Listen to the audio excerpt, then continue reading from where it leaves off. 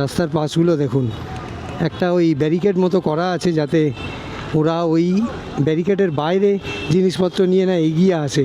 মানে অনেক জায়গায় যেরকম হয় আর কি, যে এই হকাররা এগোতে এগোতে পুরো রাস্তার 50%ও কভার করে নেয়। তো এখানে যাতে সেটা না হয় সেই জন্য একটা ব্যারিকেড করে রেখেছে। অনেকেই আমাকে বেশ কিছুদিন ধরে কমেন্ট করে বলছিলেন কলকাতার আরও অনেক অনেক জায়গার সম্বন্ধে, এমন এমন জায়গা যেগুলো আমি নিজেও খুব কম গেছি।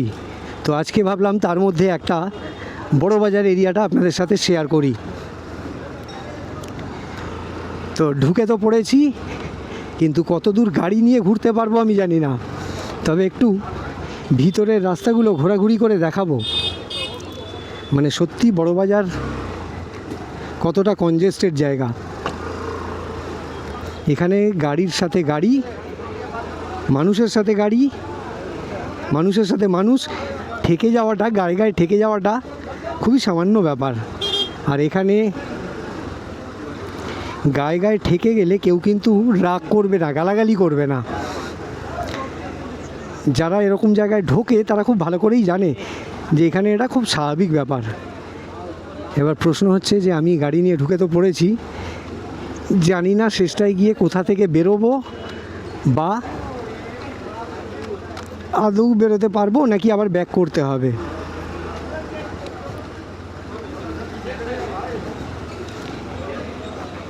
এই জায়গাগুলোর কিন্তু একটা আলাদা মাহাত্ম্য আছে।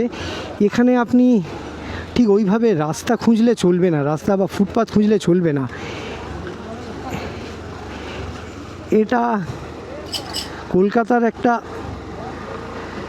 বৈশিষ্ট্যময় জায়গা, মানে এখানে এরকম হবেই। আপনি যদি এখানে আসেন তাহলে এই ভিড় ঠেলতেই আসবেন, গায়ে গায়ে ধাক্কা খেতেই আসবেন, এইভাবেই জিনিস কিনতে আসবেন। দেখুন,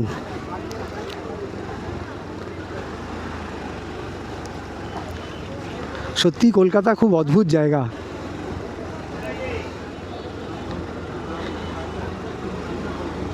এরিয়াটা হয়তো খুব একটা পরিষ্কার না, কিন্তু এত দোকান চারিদিকে, এত আলো। এখন বিকেলও হয়নি ঠিক মতো, বিকেল হয়েছে, সন্ধে হয়নি, আলোগুলো জ্বলে গেছে।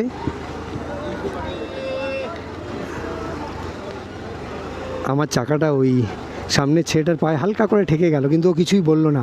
যেটা বলছিলাম আর কি, যে এখানে কারুর গায়ে একটু আধটু ঠেকে গেলে কেউ কিছু বলে না, জানে যে এটাই স্বাভাবিক। চলুন আমি এখান থেকে ডান দিক নিই। ব্যাগের সারি সারি করে ব্যাগ বিক্রি হচ্ছে দেখুন। এবার এখানে আপনি ফুটপাথ কি খুঁজবেন আর রাস্তা কি খুঁজবেন। এখানে এলে সত্যি বলতে আপনার আর ওইসব ব্যাপার খেয়াল থাকবে না যে ফুটপাথ আছে কি নেই, রাস্তা আছে কি নেই।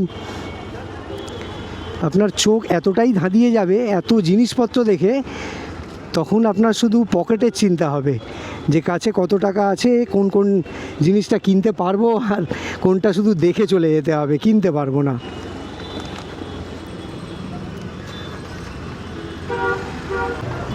দেখুন, এটাই হলো বড় বাজার, এটাই হলো বড় বাজারের আসল চেহারা।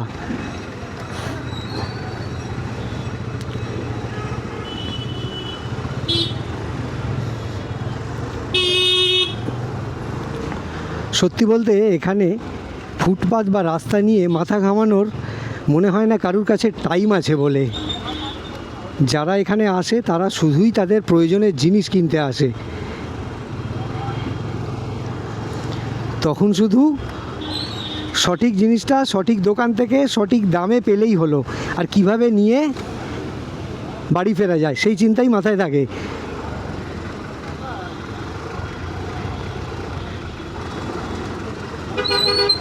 এখানে এলে এইভাবেই আপনাকে যাতায়াত করতে হবে, কারণ ওটা আমাদের মাইন্ডসেট হয়ে গেছে।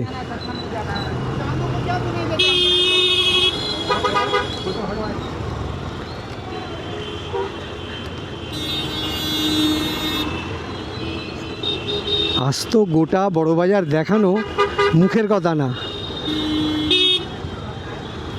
একটা ভিডিও দেখাতে গেলে ভিডিওটা বিশাল বড় হয়ে যাবে। দেখা যাক কতটা ধৈর্য ধরে আপনারা ভিডিওটা দেখেন। আমার পিছনে যে বাসগুলো আসছে ওগুলো সব হাওড়ার দিক থেকে আসছে।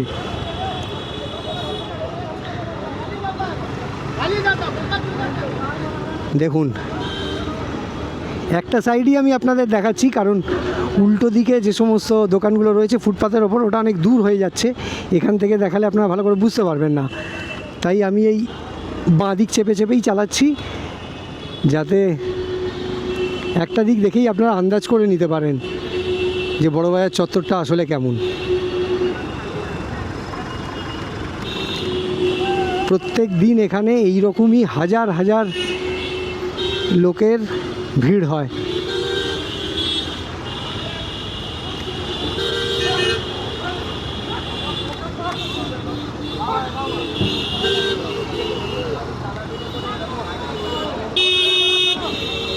এর মধ্যেও লেখা আছে আই লাভ কলকাতা, ওয়েলকাম। ওয়েলকামের পরে টু লেখার জায়গা পাইনি, তাই ওয়েলকাম কলকাতা করে দিয়েছে। ইংলিশের পিন্ডি চটকে দিয়েছে, মানে গ্রামারের।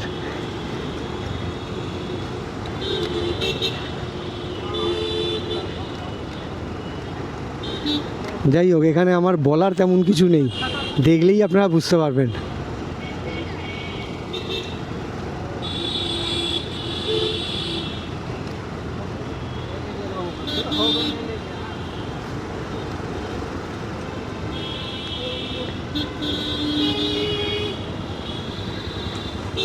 এই ফুটপাথটা পুরো নীল ছাউনিতে ঘেরা।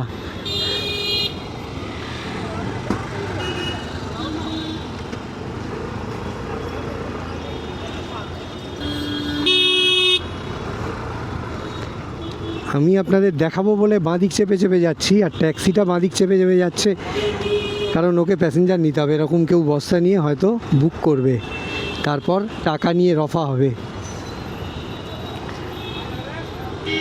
রাস্তার পাশগুলো দেখুন, একটা ওই ব্যারিকেড মতো করা আছে, যাতে ওরা ওই ব্যারিকেডের বাইরে জিনিসপত্র নিয়ে না এগিয়ে আসে। মানে অনেক জায়গায় যেরকম হয় আর কি, যে এই হকাররা এগোতে এগোতে পুরো রাস্তার 50%ও কভার করে নেয়। তো এখানে যাতে সেটা না হয় সেই জন্য একটা ব্যারিকেড করে রেখেছে। হ্যাঁ, সিগন্যাল গ্রিন আছে, তবে এখানে সিগন্যাল গ্রিন আছে কি রেড আছে আপনার পক্ষে বোঝা খুব মুশকিল। গাড়িগুলো যেভাবে যাচ্ছে আর লোকজন যেভাবে রাস্তা পার করছে। এই রে, চল ভাই যেতে দে। হ্যাঁ, তো ছোট্ট করে বড় বাজারের একটা ছোট্ট অংশ আপনাদের সামনে তুলে ধরার চেষ্টা করলাম যাতে দেখাতে পারি যে বড় বাজারের চেহারার কোনো পরিবর্তন হয়েছে নাকি বড় বাজার সেই একই রকম আছে। যাই হোক, এরকম একটা জায়গা কলকাতার মধ্যে ঐতিহাসিক একটা জায়গা বলা যেতে পারে। সেরকম একটা জায়গার সম্বন্ধে আপনাদের যাই মতামত হোক না কেন কমেন্টে বলবেন যে এরকম জায়গা এরকমই থাকা উচিত, নাকি পরিষ্কার পরিচ্ছন্ন ছিমছাম ঝকঝকে তকতকে হয়ে যাওয়া উচিত।